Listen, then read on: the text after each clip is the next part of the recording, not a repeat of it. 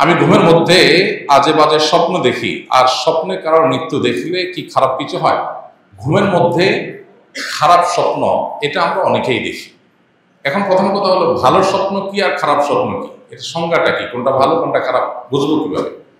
উত্তর হলো, কিছু স্বপ্ন আছে যে স্বপ্নগুলো দেখার পর আমাদের মন প্রফুল্ল হয়ে যায়, মন প্রশান্ত হয়, ভালো লাগা কাজ করে, এগুলোকে আমরা ভালো স্বপ্ন ধরতে পারি। আর কিছু স্বপ্ন আছে যে স্বপ্নগুলো দেখার পর আমরা ভয় পাই, অস্থির হই, বিচলিত হই, পেরেশান হই, এগুলোকে খারাপ স্বপ্নের মধ্যে ফেলতে পারি। এবার আসা যাক, এই ভালো স্বপ্ন এবং খারাপ স্বপ্নের মধ্যে আমরা কোনটা হলে কি করব? উত্তর হলো, স্বপ্নের ব্যাপারে যদি আমি ভালো কিছু দেখে থাকি তাহলে সেটা গণহারে সাধারণত বলে বেড়ানো উচিত না। যদি সেটার সাথে জাতীয় কোনো স্বার্থ জড়িত থাকার মতো বিষয় না হয়, তাহলে সেক্ষেত্রে নিজের ব্যক্তিগত আপনার স্বপ্নের কথা বাইরে গণহারে বলে বেড়া উচিত না। যারা স্বপ্নের ব্যাখ্যা চান এরকম ব্যক্তিদের কাছে শুধু পেশ করা যায়। দ্বিতীয়ত হলো, খারাপ স্বপ্ন যেটা করে আমি বিচলিত হয়েছি, এটা দেখার পরে প্রথমত যদি এমন হয় যে যে স্বপ্ন দেখেছি এটা দেখার পর আমার পেরেশানি লাগছে, আমি চিন্তাগ্রস্ত হয়ে যাচ্ছি, পেরেশান হয়ে যাচ্ছি, তাহলে এটা কখনো কখনো শয়তানের তরফ থেকে হয় মানুষকে পেরেশান করার জন্য। অহেতুক পেরেশানি, পরীক্ষা দিচ্ছি, দৌড়ে যাচ্ছি, বাস ছুটে যাচ্ছে, ইয়া ছুটে যাচ্ছে, এগুলো বেশিরভাগ শয়তানের তরফ থেকে মানুষকে হয়রানি করার জন্য, কষ্ট দেওয়ার জন্য। এগুলো থেকে আত্মরক্ষার উপায় কি? সকাল সন্ধ্যার আমল নিয়মিত করা। ঘুমের সময় অনেকগুলো মাসনুন আমল আছে যেটা আমরা জানি না। ঘুমের সময় যত মাসনুন আমল আছে, এগুলো যদি সবগুলোকে করতে চায় মিনিমাম তার 30 থেকে 40 মিনিট সময় লাগবে মিনিমাম। সে সবগুলো আমল করতে চাইলে এই পরিমাণ কোরআনে বড় বড় সূরা তেলাওয়াত করার কথা আছে, অনেকগুলো আমল আছে, সেগুলো করে যদি শোন, ওযুর সাথে শোন, ইনশাআল্লাহ তাআলা হেফাজত করবে। কোনো কোনো সময় শারীরিক দুর্বলতার কারণে মানুষ এই সমস্ত স্বপ্ন দেখে, সেক্ষেত্রে সেই দিকটার প্রতি বিশেষ খেয়াল রাখতে হবে, দুর্বলতা না থাকে। আর কিছু কিছু স্বপ্ন আছে যেগুলো মিনিংফুল, বোঝা যায় যে এটা আমাকে বিশেষ কিছু ইন্ডিকেট করা হচ্ছে, তো সেগুলো কখনো কখনো দেখতে বা আপাত দৃষ্টিতে খারাপ স্বপ্ন মনে হলেও সেটা আসলে ব্যাখ্যায় ভালো হয়। সেটা স্বপ্নের ব্যাখ্যা বিশেষজ্ঞ যারা আছেন, এক্সপার্ট, তারা বলতে পারেন। স্বপ্নে মৃত্যু দেখলেই যে মৃত্যু হয়, নট নেসেসারি, এরকম সবসময় না।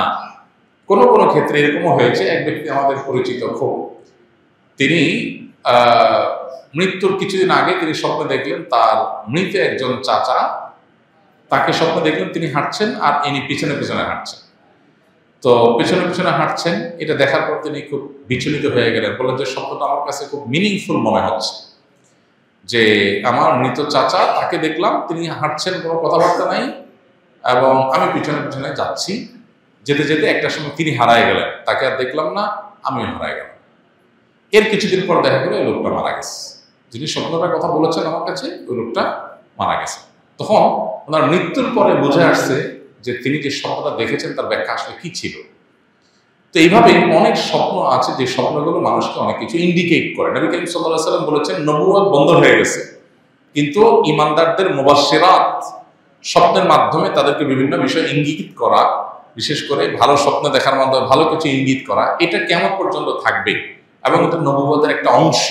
বিদায় স্বপ্নকে একেবারে উড়াই দেওয়ার মতো বিষয় না। তবে হ্যাঁ, স্বপ্নের কিছু কিছু আছে যেগুলো শয়তান দেখা, যেগুলো পেরেশানির কারণে, শারীরিক দুর্বলতার কারণে হয়, সেটা আছে। বাট স্বপ্নের গুরুত্বপূর্ণ একটা পার্ট আছে, বেশ মিনিংফুল। আমরা আমাদের জীবন অনেক স্বপ্ন দেখেছি যেটার ব্যাখ্যা করে আমাদের বুঝে আসছে যে হ্যাঁ, এটা তো মূলত এই জিনিসটা। এই জন্য স্বপ্ন নিয়ে আমাদের জানাশোনা বাড়ানো দরকার। দুর্ভাগ্যজনক বাস্তবতা হলো, আমাদের সমাজে আজকাল স্বপ্নের ব্যাখ্যা বিশেষজ্ঞ মানুষ পাওয়া যায় না, হারায় গেছে একেবারে। এক্সপার্ট মানুষ সেরকম একটা নাই। আলেমদের মধ্যেও ওরকম আলেম পাওয়া যায় না সচরাচর, যারা স্বপ্নের ব্যাখ্যা ভালো করে বুঝেন। এটা মুসলমানদের একটা বড় সম্পদ, এই জায়গাটা একটা বড় শূন্যতা তৈরি হয়ে গেছে। তো এটা নিয়ে কারোর মনোযোগ থাকলে সেটা খুবই প্রশংসার বিষয়, স্বপ্ন ব্যাখ্যা বিষয়।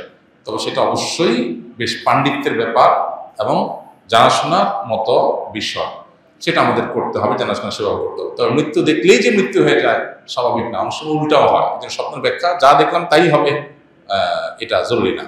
ওমরা করার সময় নফল তাওয়াফ উপরের তলায় করার নির্দেশনা দেওয়া হয়। সাধারণ কাপড় পরে নিচতলায় ঢুকতে দেয় না। এমত অবস্থায় কেউ যদি ইহরামের কাপড় পরে নিচতলায় তাওয়াফ করতে যায়, তাহলে প্রতারণার নিয়ম ভঙ্গ করা কোনো গুনাহ হবে কিনা, কিংবা জায়েজ আছে কিনা? ভাইরা আমার, নবী সাল্লাল্লাহু আলাইহি ওয়াসাল্লাম বলেছেন, মান গাশশা ফালাইসা মিন্না, যে ব্যক্তি প্রতারণা করে, ধোঁকা দেয়, সে আমার উম্মত না। যেহেতু সাধারণ অবস্থাতে শুধু যারা ফরজ তওয়াফ করবে তাদেরকেই মাতাফে ঢুকতে দেয়, মাতাফের মূল গ্রাউন্ড ফ্লোর দিয়ে তওয়াফ করতে দেয়। এটা হলো ভিড় এড়ানোর জন্য। সবাইকে নফল তওয়াফ যদি নিচে করতে দেয় তাহলে অনেক ভিড় হয়ে যাবে, এই জন্য ফরজ তওয়াফওয়ালাদেরকে নিচে, নফল তওয়াফওয়ালাদেরকে উপরে সুযোগ দেওয়া হয়। এটা শৃঙ্খলার স্বার্থে। শৃঙ্খলার স্বার্থে কোনো নিয়ম যখন করা হয়, মানুষের জীবন রক্ষা, নিরাপত্তার স্বার্থে, সেটা মেনে চলা ইমানদারের কর্তব্য। তবে এটা আল্লাহর নির্দেশ, ফরজ ওয়াজিব মানার মতো না, তবে এটাও মুসলমান উচিত, মুসলমান সুশৃঙ্খল হবে। আর আরেকটা বিষয় হলো, এখানে যেহেতু এহরামের কাপড় ছাড়া ঢুকতে দেয় না, আমি আসলে ওমরাকারী না, হজকারীও না, ফরজ তো হবো না, আমি এহরাম করে ঢুকলাম, এটার মানে হলো আমি একটা বার্তা দিলাম যে আমি কিন্তু উমরারত, আসলে আমি উমরারত না। এই যে একটা চালাকি, এটা এক ধরনের প্রতারণা, এটা এক ধরনের চালাকি। তো এটা করা ইমানদারের ইমানের সাথে যায় না। আবেগ মেটানোর নাম দিন না। আবেগ মেটাতে গিয়ে, আবেগ পূরণ করতে গিয়ে আমি যদি কোনো অসততার আশ্রয় নেই, অসাধুতার আশ্রয় নেই, ছল ছাত্রের আশ্রয় নেই, এটা কোনো ভালো মুসলমানের কাজ না। সেজন্য এটা পরিহার করে দোতলা তিনতলায় তওয়াফ করা উচিত। যদি নিজ দিয়ে কেউ করে সে কবিরা গুনাহ করেছে সেটা বলবো না, তবে তিনি একটা অন্যায় করেছে। আস-সুন্নাহ ফাউন্ডেশন, উম্মার স্বার্থে সুন্নাহর সাথে।